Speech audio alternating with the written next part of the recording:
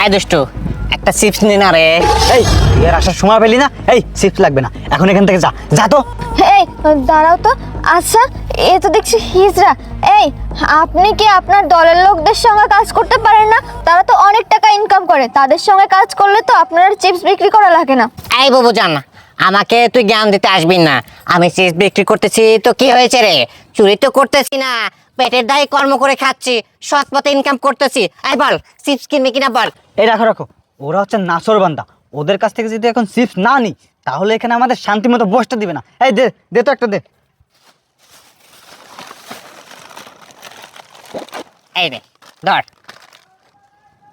এই নে, এখন এখান থেকে যা যা। বাবা তুই তো অনেক ভালো রে, থাক। ধরো, আর ভালো লাগে না, এত শান্তি মতো এখানে সময় কাটাবো তারও কোনো নাই। কোথা থেকে সব পাগল ছাগল এসে তারপরে ডিস্টার্ব করবে। এই দুষ্টু, বলতো এটা তোর কে হয় বলতো? আবার আসছিস, আর ভালো লাগে না। এইটা এইটা আমার গার্লফ্রেন্ড। এখন আল্লাহর রাস্তে এখান থেকে যা, আমি হাত জোর করে বলতেছি, আর ডিস্টার্ব করিস না, এখন এখান থেকে যা যা তো। এই দুষ্টু, কি বললি? এই বুবুজান তোর গার্লফ্রেন্ড? ও মা, এই বুবুজান, তোকে কেন জানি আমার খুব চেনা চেনা লাগতেছে। তোকে কোথায় যেন আমি দেখছি। হ্যাঁ হ্যাঁ, মনে পড়েছে, আমি তোকে বসুন্ধরাতে দেখেছি। তুই আমার কাছ থেকে চিপস কিনেছিলি, মনে নেই তোর? ও আচ্ছা, হতে পারে, আসলে আমার ওইভাবে খেয়াল নাই। হ্যাঁ রে, আমি যা বলেছি একদম সঠিক কথা বলেছি, কিন্তু আমি একটা জিনিস বুঝলাম না। তুই বলতেছিস এটা তোর বয়ফ্রেন্ড, আর ও বলতেছে তুই নাকি তার গার্লফ্রেন্ড। কিন্তু আমি তোর সাথে যে একটা সাহেবকে দেখেছিলাম বসুন্ধরাতে, ওটা কে ছিল তোর? এই চুপ কর, তোকে না আমি এখান থেকে বারবার যেতে বলছি। কি আজে বাজে কথা বলছিস এখানে দাঁড়িয়ে দাঁড়িয়ে? যা তো এখান থেকে যা। এই রাগ করতেছিস কেন রে? আমি সত্য কথা বলতেছি, তোর গায়ে জ্বলতেছে। সত্য কথার ভাত নেই, তাই না রে? এই তুই বারবার ওর গায়ে হাত কেন দিচ্ছিস? আমি কেন দিচ্ছি? কারণ ওর গায়ে হাত দেওয়ার রাইট শুধুমাত্র আমারই আছে। আশরাফ, তুমি? হ্যাঁ আমি। এই ওয়েট ওয়েট, আশরাফ মানে? এই তুমি ওর নাম কিভাবে জানো, আর তুমি ওকে চেনো নাকি? না মানে আসলে আমি বলতেছি, আমি ওর হাজবেন্ড, তোর মতো নাগর না। এই ও তোমার হাজবেন্ড মানে? তুমি না আমাকে এতদিন বলছো তোমার বিয়ে হয়নি, তুমি অবিবাহিত, তাহলে হাজবেন্ড আসলে কোথা থেকে? আসলে আমি না এতদিন তোমাকে মিথ্যা কথা বলেছিলাম। আমার বিয়ে হয়ে গেছে, আমি বিবাহিত, আর ও আমার হাজবেন্ড। এই কিন্তু তুমি এখানে আর এইরকম সাজে কেন? কিভাবে আসলে এখানে? আমি ছদ্মবেশ কেন ধারণ করেছি শুনতে চাস? তাহলে শোন।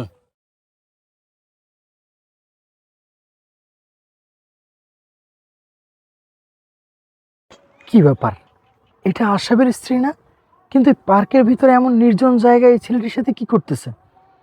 এই ছেলেটি কি আশরাফের পরিচিত?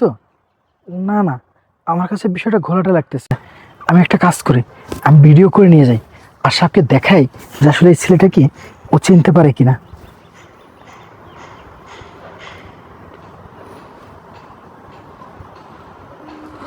যাই।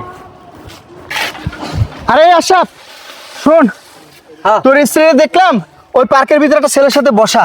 ওস্তাদ আপনি সব কি বলতেছেন? আপনার কথা শুনে আমি কি হাসবো না কাঁদবো আমি কিছুই তো বুঝতেছি না। আমার স্ত্রী কি খায় দেয় কাম নাই পার্কে যায় অন্য ছেলের সাথে বসে থাকবে? আমার স্ত্রী বাড়িতে আছে। আপনি হয়তো অন্য মানুষকে দেখছেন, আমার স্ত্রী মনে করছেন। মানুষের মতো তো মানুষ থাকতেই পারে ওস্তাদ। ওই তুই কি আমার পাগল পাইছিস? হ্যাঁ হ্যাঁ, আমার নিজের চোখ দিয়ে দেখছি। আচ্ছা জানি তুই বিশ্বাস করবি না, দেখ আমি ভিডিও করে নিয়েছি, এই দেখ। হ্যাঁ ওস্তাদ, আমার স্ত্রী তো। কিন্তু আমার স্ত্রীর পাশে ওই ছেলেটিকে, ওই ছেলের সাথে আমার স্ত্রীর কিসের সম্পর্ক? না না, আমাকে বিষয়টা দেখতে হবে, আমি যাই। এই শোন শোন শোন শোন, তুই যদি এই অবস্থায় যাও তোর স্ত্রী হাতে হাতে ধরতে পারবে না। তোর স্ত্রী অনেক চালাক, তোর স্ত্রী ভুলভাল বুঝিয়ে তোকে পাঠিয়ে দেবে। তুই একটা কাজ কর, তুই ছদ্মবেশ ধারণ কর। ছদ্মবেশ মানে কি? ছদ্মবেশ মানে বুঝলি না? আচ্ছা শোন, হ্যাঁ হ্যাঁ, আপনি ঠিক কথা বলছেন, আমি এটাই করতেছি। তাহলে আপনি থাকেন, পরে দেখা হবে না? আমি আচ্ছা যাই। ঠিক আছে। শুনলি, এই ছিল বিষয়। যখন আমার ওস্তাদ আমাকে বলতেছিল আশরাফ তোর স্ত্রী পার্কে অন্য একটা ছেলের সাথে রঙ্গলীলা রাসলীলা করতেছে, বিশ্বাস কর এই কথা শোনার পর আমার মাথায় আকাশ ভেঙে পড়ে। আমি তখন কল্পনা করতে পারতেছিলাম না এতদিন আমি কাকে বিশ্বাস করছি, কাকে এত এত ভালোবাসি। লজ্জা করল না তোর এসব করতে? বিবেকে এতটুকু বাধা দিল না? যে কি করতেছি আমি এটা?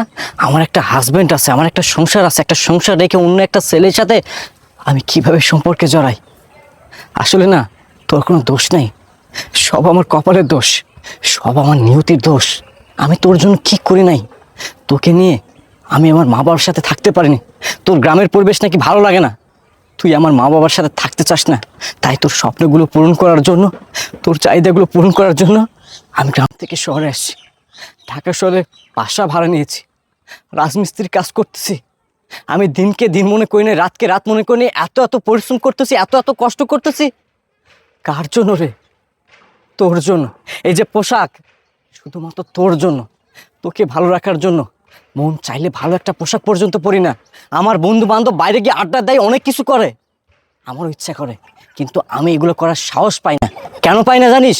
কারণ মাস শেষে আমার পরিবারের জন্য আমার টাকা ব্যয় করতে হয়, মা বাবাকে টাকা দিতে হয়, তোকে টাকা দিতে হয়। আর তুই কিনা দিনের পর দিন আমারই অগোচরে, আমারই পিছে এসব করে বেড়াচ্ছিস। আমি না কল্পনা করতে পারতেছি না, যে মানুষটাকে এত ভালোবাসতাম, যে মানুষটার জন্য এত কিছু করলাম, সেই মানুষটা কিনা আমাকে ছেড়ে অন্য একটা ছেলের সাথে সম্পর্কে জড়াইছে। তুই যে এতটা নীচ, এতটা জঘন্য, আমি যদি আগে জানতাম, আমি যদি আগে বুঝতাম, বিশ্বাস কর, তোর সাথে তো আমি কখনোই থাকতাম না। আমার ইচ্ছা করতেছে তোর গলা চেপে তোকে দুনিয়া থেকে বিদায় করে দিই, কিন্তু তোর মতো নোংরা জঘন্য মানুষকে মেরে আমি আমার এই পবিত্র হাতগুলো নোংরা করতে চাই না। আর এই ছেলে, তোকে বলতেছি, তুই যে একটা মেয়ের সাথে সম্পর্কে জড়াবি, তার ব্যাপারে কি একটু খোঁজখবর নিবি না? আরে তোকে দোষ দিয়ে লাভ কি? যখন আমার ভালোবাসার মানুষ, আমার ঘরের স্ত্রী আমাকে বুঝলো না, আমাকে পিছন থেকে ছুরি মারলো, তখন তো তোকে এগুলো বলে কোনোই লাভ নেই।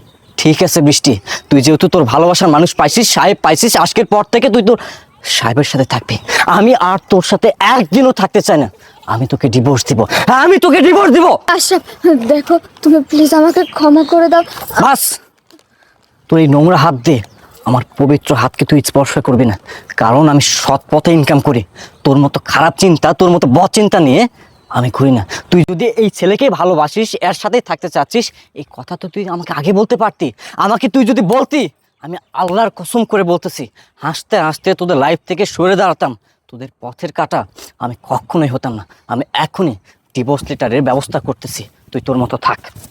আশরাফ, হেই, শোনো না, দেখো, আমার হাজবেন্ড তো আমাকে ছেড়ে চলে গেছে। তুমি প্লিজ আমাকে বিয়ে করে নাও। তো চলো না, আমরা দুজনে বিয়ে করে তারপরে আমরা একসঙ্গে সংসার করি। এই চুপ করো তুমি, তোমার এই কথা বলতে লজ্জা করে না? তুমি আমাকে এত বড় ধোঁকা দেওয়ার পরও তুমি কিভাবে ভাবলে যে তোমাকে আমি বিয়ে করব? তুমি আমাকে কখনো জানাওনি যে তোমার বিয়ে আছে, তোমার হাজবেন্ড আছে। তুমি তোমার এত সুন্দর ভালো একটা হাজবেন্ড রেখে তুমি আমার সাথে রিলেশন করতে পারছো। এই, তুমি যে আমাকে ছেড়ে 2 দিন পর অন্য কোনো ছেলের সাথে যাবে না, তার কি গ্যারান্টি আছে? আমি তোমার সাথে কোনো সম্পর্ক রাখতে চাই না। তুমি এই মুহূর্তে আমার চোখের সামনে থেকে চলে যাও, যাও বলছি।